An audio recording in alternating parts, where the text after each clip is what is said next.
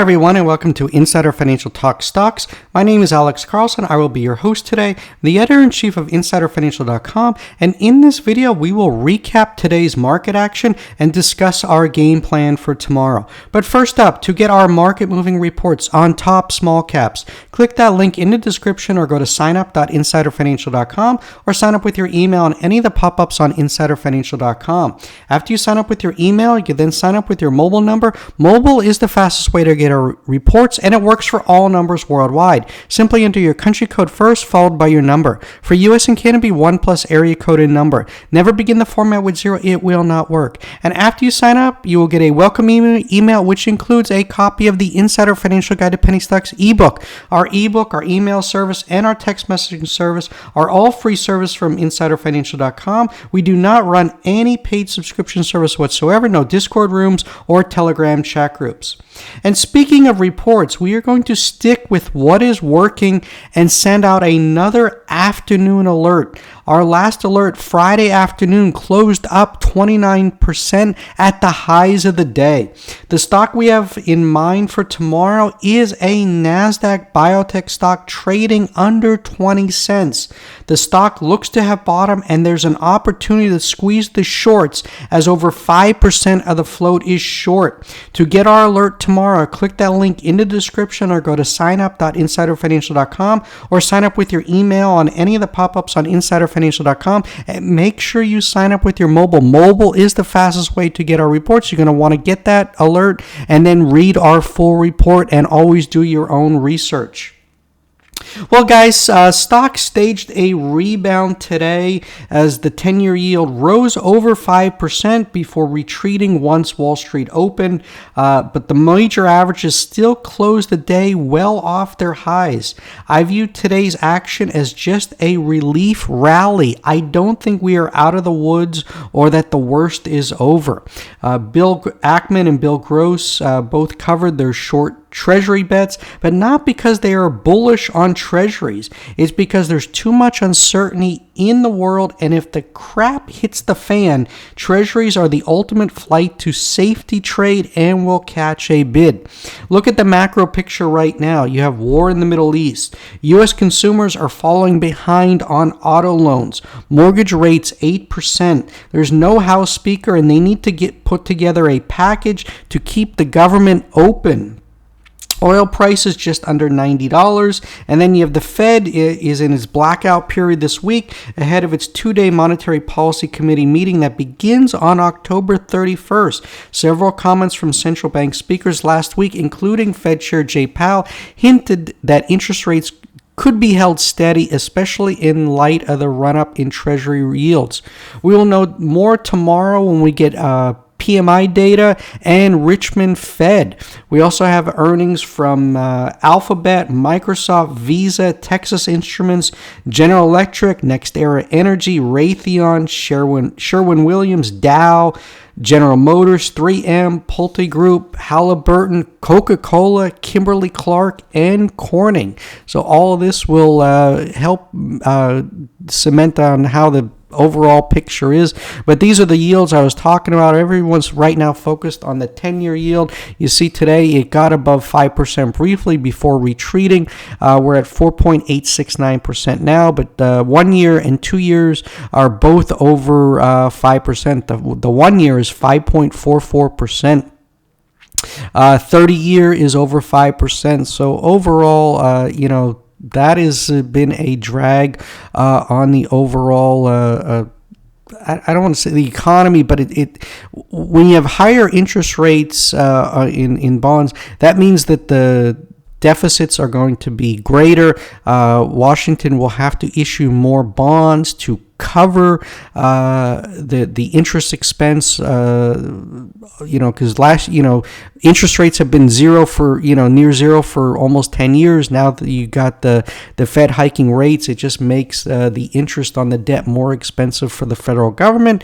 And then, this creates all kinds of fiscal issues. Are they going to be raising taxes, cutting social spending?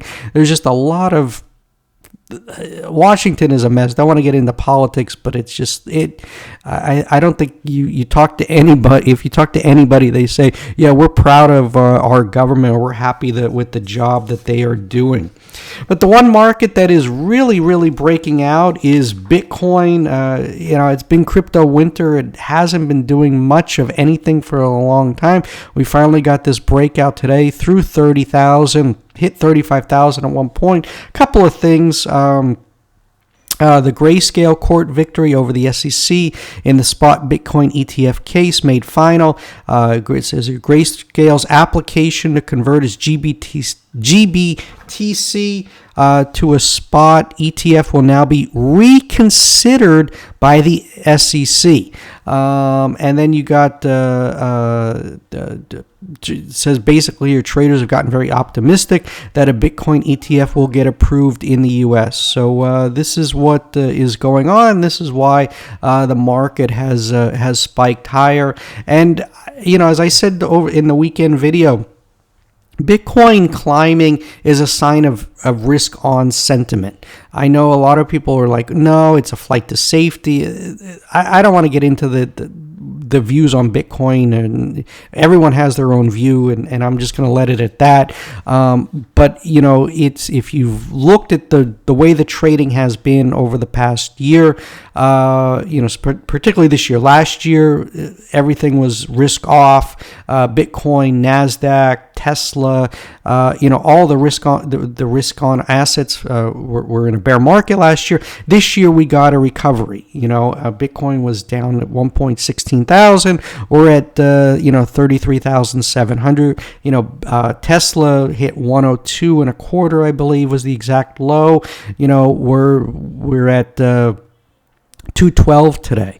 So again, we've had a tremendous run this year in risk on assets, as I view that last year was just oversold. But this year it's been the weak spot has been the small caps. If you look at this is the IWN, the Russell 2000, just absolutely been selling off here since the summer.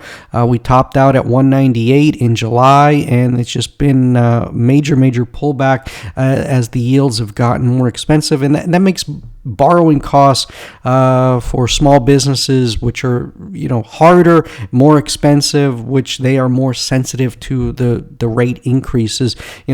Tech, they need the bank loans to finance their growth. They're focused on rapid growth, and with higher interest rates makes things more expensive. And then, if you're looking to play, the Bitcoin right now, MicroStrategy, they're big, they're a tech company, but basically they own so much Bitcoin that really they are a Bitcoin ETF with the position they have. So that was up 8%. Riot, a Bitcoin miner, up 9%. Mara, another Bitcoin miner, up 12%. And then Coinbase, the exchange, was up 3%. But in terms of small caps right now, we got INVO. This one here, let's see here. Oh, this is LMDX. INVO popped today. They merger. INVO Bioscience and NEA Bioscience has announced definitive merger agreement to establish expanded publicly traded life science company. Stock up 292%. LMDX up 208%. Another biotech related company, and AQUO, another health services company. So this is the sweet spot right now, where you want to be. The big gains are still in these biotech and health related stocks. INVO up 292%, LMDX up 208%, and AQU up 144%.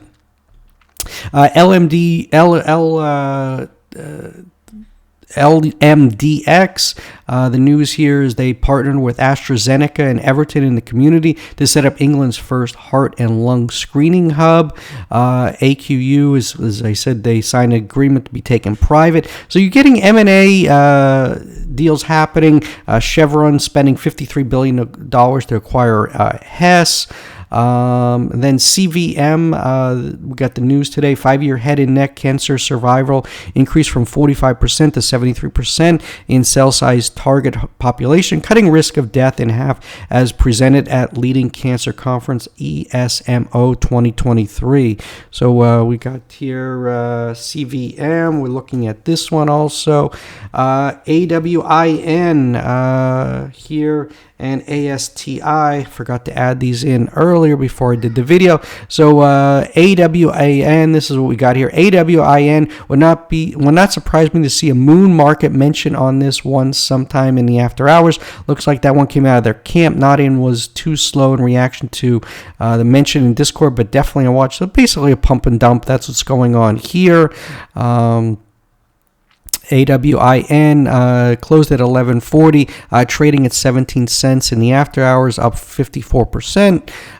ASTI got that news, closed at 98 cents, trading at $1.22. The U.S. Department of Energy encourages Ascent Solar to submit full application for federal funding of agrivoltaic product development projects. So it got that news in the after hours. What else here?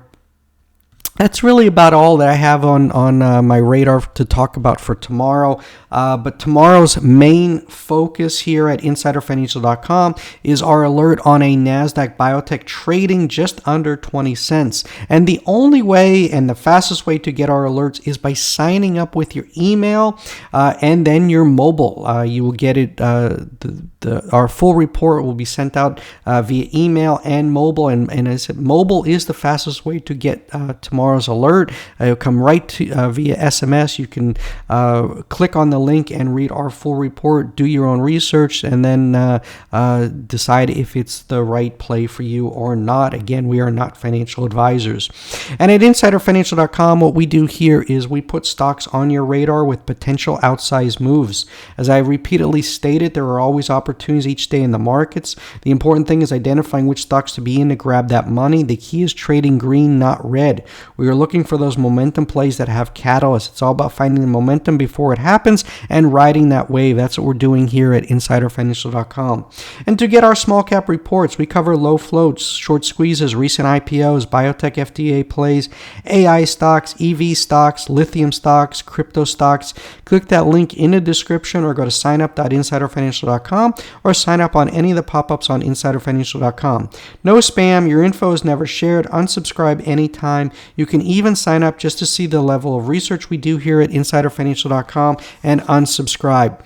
Finally, Insider Financial and I are not investment advisors. This video does not provide investment advice. Always do your research, make your own investment decisions, or consult with your nearest financial advisor.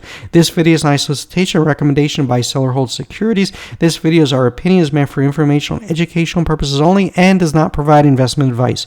Past performance is not indicative of future performance. Thanks for watching. Remember to smash that like button and hit the notification bell to be notified when a video is uploaded. Have a great day, traders. Bye-bye.